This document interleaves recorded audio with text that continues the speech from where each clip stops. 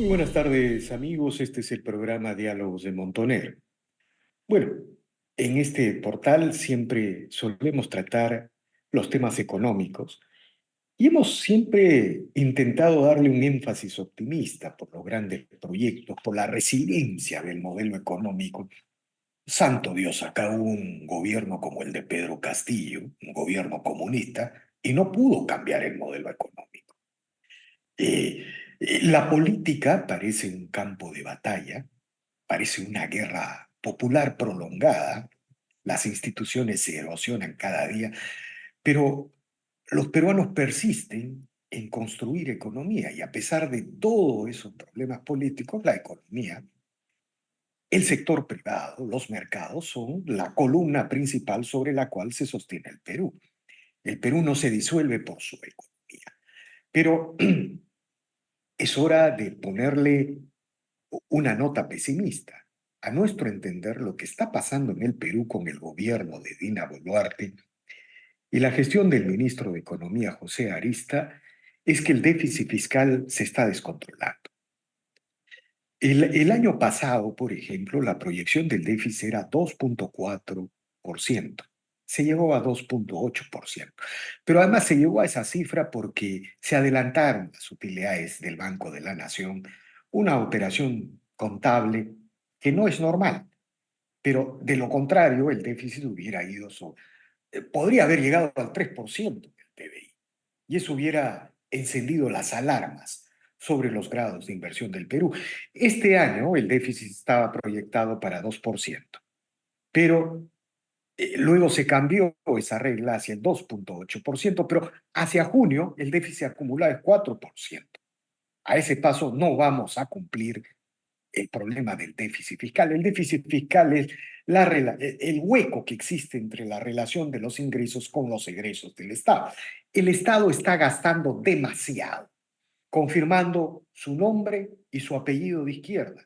El gobierno es incapaz de reducir gastos, es incapaz de racionalizar los gastos del Estado y esto va a constituir un durísimo golpe al modelo macroeconómico de las últimas 3 décadas, un modelo en el que el Perú, en términos de déficit fiscal, fue uno de los mejores alumnos del planeta. Antes del 2019, el déficit promedio era del 1%. Hoy, a junio, tenemos un acumulado de 4%, una barbaridad. ¿Qué está pasando? Bueno, para hablar de estos temas, el día de hoy hemos convocado a Carlos Abrancén, decano de la Facultad de Economía de la UPC, colaborador permanente y amigo de este portal, y él ha tenido la gentileza de aceptar esta conversación. Buenas tardes, Carlos, gracias por la conversación. Muy buenas tardes, encantado de estar con ustedes. Solo me gustaría a tu preámbulo agregarle una precisión. El déficit, además de ser lo que has dicho, reflejo de la diferencia entre los gastos y los ingresos, el déficit debe ser financiado. Es decir, el endeudamiento neto del sector público no financiero está en la actualidad en 4 puntos del PBI, con una deuda que hoy día es mucho más cara. Por lo tanto, le están dejando un problema que posiblemente se deteriore, perdón, por la tendencia al próximo gobierno, y además nótese, no se está gastando en inversiones, ni se está gastando en servicios públicos que de alguna manera hagan que el peruano de a pie esté contento. Se está gastando muy mal, con mucha corrupción. Por eso es importante ponerle el ojo al déficit y tal vez hacer todo lo necesario para que en el momento de la transferencia al próximo gobierno esté cerrado. Pero Bueno, también quiero coincidir con tu presentación.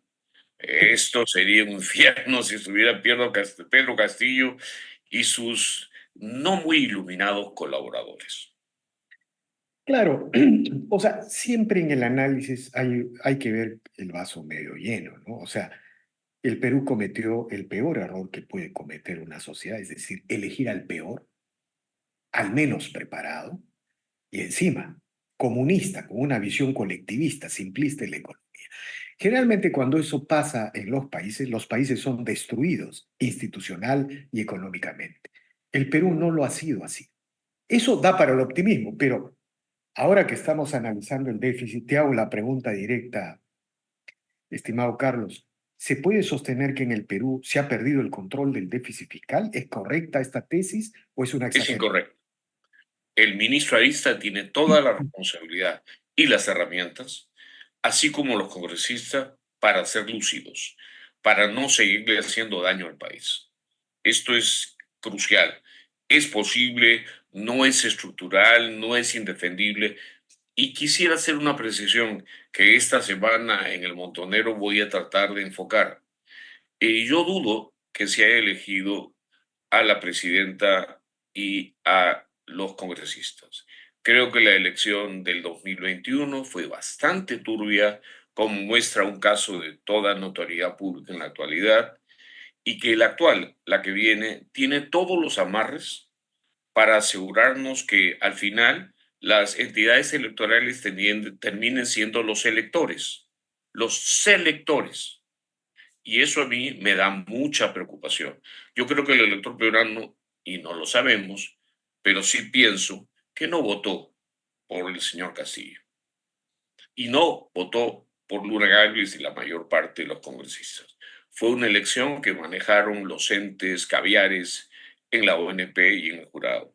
En todo caso, los antecedentes de corrupción y de eficacia del sector público en los últimos 20 años acreditan o dan pie para que cualquier ciudadano tenga la sospecha que tengo yo.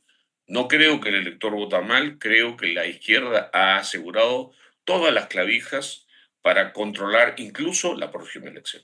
Ahora, Carlos, volviendo al tema que nos convoca el día de hoy, yo quería preguntar, ¿cuáles son las causas de este incremento inusitado del déficit fiscal? Hay que recordar que antes de la pandemia, antes de Castillo, el déficit promedio era 1%, ¿no es cierto? Así ¿Cuáles, es. cuáles son las causas? ¿El Congreso? ¿El gasto corriente? ¿Cómo ubicarías tú las causas? La cosa es muy simple, es pachanga. Han aumentado el gasto de manera notable y responsable. Hoy día, la deuda total pública y privada, interna y externa, llega al 80% del PBI. Son cifras que 80%. incluso se pueden dudar que es demasiado grande y el gasto no para de crecer.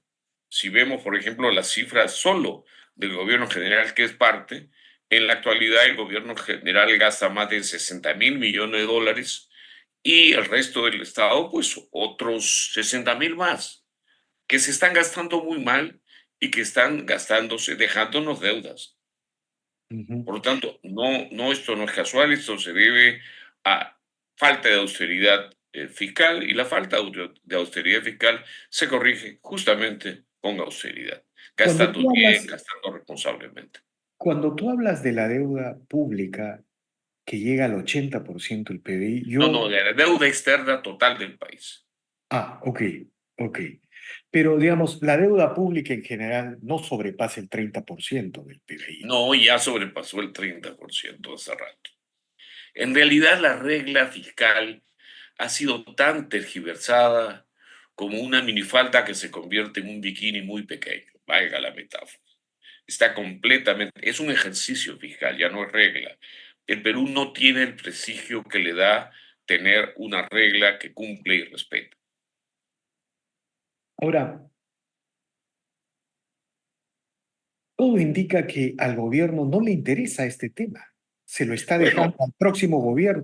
Mira, en el marco macroeconómico multianual, recién el Perú recuperaría el 1% en déficit en el año 2028. Esto estaba proyectado para, si no me equivoco, el 2026, en la anterior proyección. Entonces, el gobierno como que dice, bueno, nosotros seguimos gastando, estamos de fiesta, y que el próximo gobierno se encargue. Eso es muy irresponsable. un cuadro similar pasó cuando yo acababa de salir de la universidad, gobernaba don Fernando Belaúnde, quien era un hombre muy decente, pero tenía una visión clara. Él quería llegar al día de la próxima elección y no quería hacer mayores ajustes, que en paz descanse. Pues bien, el problema es que puso un ministro de Economista técnico, que era el señor Garrido Leca, padre, y Garrido Leca, un déficit de apertura post el Niño, lo cerró de 14% del PBI de déficit, te puedes imaginar los déficits de esos tiempos, a un superávit que le entregó a Alan García de 1.2. Digamos, el señor Arista tiene todas las herramientas, más aún cuando en los próximos meses los congresistas pierdan todo valor, porque como ya van a estar en proceso electoral, él va a poder ordenar la casa mucho después de lo que dice el macroeconómico, lo cual es un gran error transmitir a los agentes del exterior que el Perú quiere gastar a costa de los peruanos. ¿Está en peligro los grados de inversión en este Sí camino? están en peligro, definitivamente. O sea, Una agencia no politiquera, hace rato se los habría quitado por desmanejo, porque el Perú no está gastando para hacer obras, no está gastando en educación, está gastando en pachanga, haciendo récord de corrupción, haciendo récord de gasto, ineficacia. gasto corriente y exoneraciones, ¿no es cierto? Más que eso, gastos generalizados, hay algo que los peruanos no queremos ver. La izquierda fue exitosa, colapsó la inversión privada y prostituyó la burocracia. Fue uno de los planos que Marx llamaba la captura del Estado. Toda la burocracia que hoy día rodea al señor Arista no toda, pero la mayoría es débil. Él puede disponer que apaguen incendio y le echan pólvora, porque están ideológicamente cargados. Quien salga elegido, si no es de izquierda, va a tener que pasar un buen tiempo de ajuste, no solo por el tamaño del déficit, sino por el ajuste institucional que implica, por ejemplo, que una elección no tenga todos los cabos truchos que tiene el actual conjunto de reglas. Ujú. Es muy difícil gobernar la economía después de Sagasti, Castillo, Humala, Vizcarra. Todos esos señores hicieron lo necesario para destruir la ganancia peruana. Ahora, pero mirando hacia adelante, ¿no? O sea, ¿cuál es el escenario económico? El escenario económico, de otro lado, es muy complejo, ¿no? Uno no puede ser ni pesimista ni optimista porque junto a este desmanejo del tema fiscal, uno ve, bueno, la economía rebotó en abril y mayo 5%, ¿no? Presionante, ¿no? A ver, El, perdóname yo soy poco creyente en los crecimientos del mes, de la semana. No, no, el que manda es el crecimiento anual en tendencia. Y ese está mejorando. No el- están cerca de su meta, pero que me digan, este mes no, este mes sí. Eso está bien para que las páginas periodísticas llenen sus comentarios, pero el Perú sí está lejos de su objetivo de crecimiento, pero va caminando.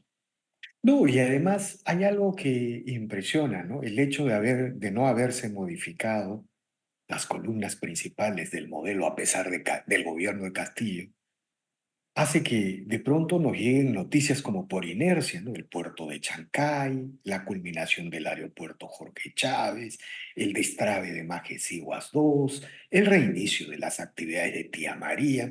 Es decir, el tren, las licitaciones de nuevas APPs, es decir, como que el Perú, y por otro lado, nuestros vecinos, atrapados en los gobiernos de izquierda, nos comienzan a ver con envidia, ¿no? O sea, es En una cosa comparación a los complicada, vecinos, ¿ah? ¿No? Es una tienes cosa razón. complicada, En ¿no? comparación a los vecinos, damos envidia, pero hay bueno saber que Tía María se convierte un poco en Antamina 2.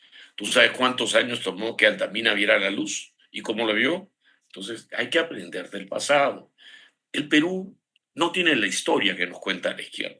Es lo que comentábamos en el Montener. Ellos mienten respecto a lo que pasó, porque tienen un claro objetivo de, como diría Orwell, inventar el pasado para contarnos un futuro de hambre, de explotación, de atraso. Porque esa es la visión que algunos llaman de los unhumans, de los inhumanos, los que quieren destruir la humanidad. Así de claro. Entonces hablemos aquí. El Perú es un país que puede cerrar su déficit, que puede captar muchas más inversiones, que puede ser Tía María con la mano izquierda, porque además la mayor parte del fondeo regional y ONG está desesperado por mantener a Maduro. Este es el momento ideal para hacer Tía María. Y respecto a las inversiones chinas, que pasen primero. Hablamos mucho de ellas, pero es bueno que pasen, que se cierre, que respeten la ley, que todo sea ordenado y sobre todo atraer corillos y muchas más inversiones en Perú. Y digamos, sí, es cierto que la inversión privada todavía no ha vuelto a crecer, ¿no? Estamos creciendo más por el ensanchamiento del consumo interno de la economía, ¿no es cierto? Y por la inercia de otros de proyectos que vienen de atrás. ¿Cómo explicarías tú este momento actual de la economía? Un poco antes para preguntarte algo, y lo Sí, mejor te lo digo algo. ¿Tú compartes la idea de que el Perú está a punto de vivir una nueva edad de oro si es que afirma su Estado de Derecho, si es que tiene una salida correcta en el año 2026? El Perú está llamado a ser una especie de una joya del sur de América, si es que lograra hacer ese tipo de cosas. Comentario, Carlos. yo soy profesor. Cuando uno responde una buena pregunta, no quiere decir que se va a sacar 20. Tiene que responderlas todas. Y, por ejemplo, el crecimiento actual, que está entre 3 y 4%, sí tiene un correlato en una recuperación de la inversión privada de 5%, pero eso es una recuperación adefesiera. En nuestros buenos tiempos, el crecimiento estable de la inversión privada hace poco, hace meses, era 35 o 40, y el Perú puede volver a eso y a más. Entonces, si creemos que la estamos haciendo, nos van a pegar una goleada. Hemos recién comenzado a dar un pasito. Shanghái es un proyecto de hace una década que está por madurar y hay que atraer muchos más. Hay que ser peruano.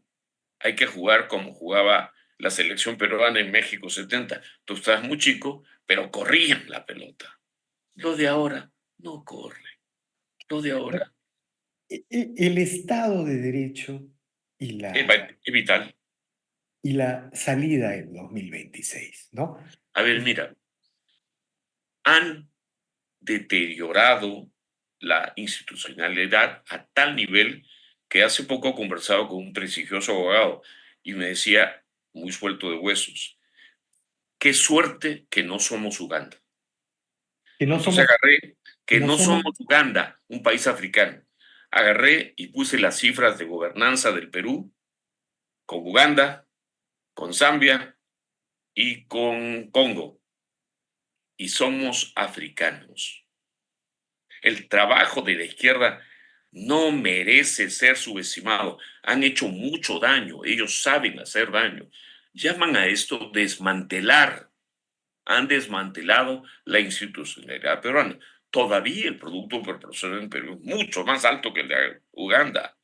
Pero tú sabes, y Smith nos enseñó hace mucho tiempo, que todo es institucional. Cuando la institucionalidad está corrompida, gracias a Castillo, a Humala, a Vizcarra, a PPK también, es- las posibilidades de crecimiento como tú sueñas son mucho más difíciles. Por lo tanto, tendríamos razón para decir lo que tú dices, que estaríamos a puertas de una era de oro si ordenamos la gobernanza estatal y si abrimos la economía a la inversión, dejamos de... ¡Uf! La pobreza se va a esquilmar. Claro, como todo lo sensato, toma sus años. 2, 3, 4. claro, de alguna manera, a ver, el Perú tiene todas las condiciones. Yo me atrevería a sostener algo así. Eh, por ejemplo, Corea del Sur y los países del sudeste asiático hicieron en 4 décadas lo que a Occidente le tocó 2 siglos, porque tenían la información, el conocimiento del desarrollo. Y lo hicieron en 4 décadas. En el caso de Argentina y Perú, que podrían ser los grandes pumas de Sudamérica, si es que Milei, por ejemplo, avanza en la reforma cambiaria, todavía no se atreve hacer la reforma cambiaria, hay varios, eso es una espada de Damocles al modelo económico en Argentina. Y si el Perú consolida su Estado de Derecho, ¿no es cierto?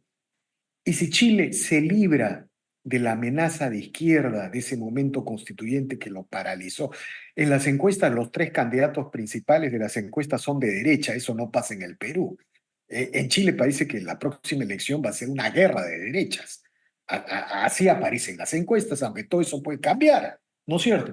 Si estos países, si logran salir de esta amenaza, podrían en una o dos décadas enrumbarse al desarrollo. Eso no es sobre...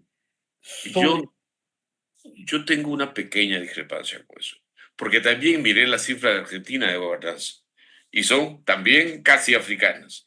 Los latinoamericanos creemos que estamos mucho mejor de lo que estamos. Tú en la pregunta me decías, ¿tenemos las condiciones? No. Como hijo de agricultor, tienes que podar. Si no podas, no va a haber cosecha. Tienes que podar bien. Aquí hay que podar como en agricultura para tener una economía que sea capaz de aprovechar todo lo que viene. Argentina, Perú, Chile, son economías minúsculas globalmente. Si hacen lo correcto, se disparan décadas y veremos el progreso que nunca hemos visto. Pero es bueno, no he visto las cifras de Chile últimamente, pero la de Argentina y la de Perú, las argentinas son africanas. Entonces, mi ley tiene ese trabajo pendiente y lo ha enfocado en las reformas. Lo ha enfocado muy bien. Ahora tienen que pasar de la ley a los hechos. Y respecto al problema cambiario de mi ley, yo te repetiré algo que he aprendido razonablemente. Todo régimen cambiario, el peor que te puedes imaginar, uno de convertibilidad, bien administrado, funciona. No hay ninguna desesperación cambiaria en Argentina, no debería haber. Simplemente disciplina monetaria, manejar el régimen de acuerdo a sus restricciones y no apurarse, porque lo más importante en Perú y en Argentina es lo institucional. Es mi opinión, De porque el acuerdo. manejo monetario es factible de corregirse. Ahora, un comentario final sobre la resiliencia del modelo económico peruano. Parece preparado para todas las tormentas, ¿no? O sea, aquí se ha caído el muro de Berlín. Santo Dios, hubo un golpe de Estado de un gobierno comunista que quería quebrar el Estado de Derecho. Olas de violencia insurreccional, milicias, era una guerra civil, sino que el ejército y la policía cumplieron su responsabilidad. Aunque las izquierdas digan que eso es violar los derechos humanos, no hay manera de defender los derechos humanos que defendiendo el Estado de Derecho frente a una eventual amenaza de una constituyente, ¿no es cierto?